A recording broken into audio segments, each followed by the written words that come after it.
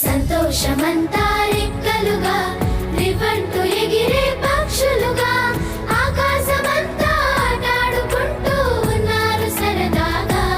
ఒకరేమో సీను ఒకరేమో చున్ను కలిసారే ప్రాణంగా కురిసారే వర్షంగా.